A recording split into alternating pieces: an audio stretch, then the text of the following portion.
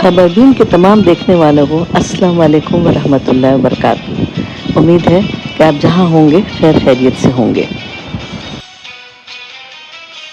غسل کعبہ کی روح پرور اور بابرکت تقریب 2 اگست 15 محرم الحرام کو منعقد ہوئی۔ اللہ کے گھر کے اندرونی حصے کے فرش اور دیواروں کو آب زمزم، عرق گلاب اور عطر سے دھویا گیا۔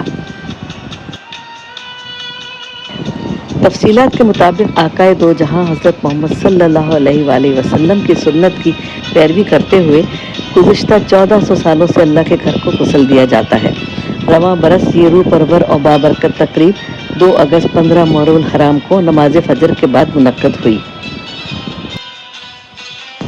خادم الحرمین شریفین شاہ سلیمان بن عبدالعزیز کے نیابت کرتے ہوئے ڈپٹی گورنر مکہ مکرمہ شہزادہ بدر بن سلطان بن عبدالعزیز نے غسل کعبہ کی تقریب میں شرکت کی۔ اللہ تعالیٰ کے گھر کو آب زمزم اور خالص عرق گلاب سے دھونے کے بعد عود اور دیگر خوشبوؤں سے معطر کیا گیا۔ اس موقع پر حرمین شریفین، انسانی امور کے حکام سمیت ائمہ کرام اور غیر ملکی سفراء کرام نے بھی شرکت کی۔ پاکستان کے سفیر احمد فاروق نے بھی غسل کعبہ کی رسم میں حصہ لیا۔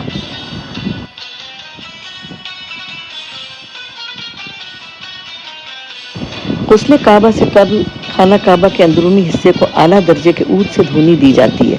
اس میں تقریباً نصف کلو عود استعمال ہوتا ہے۔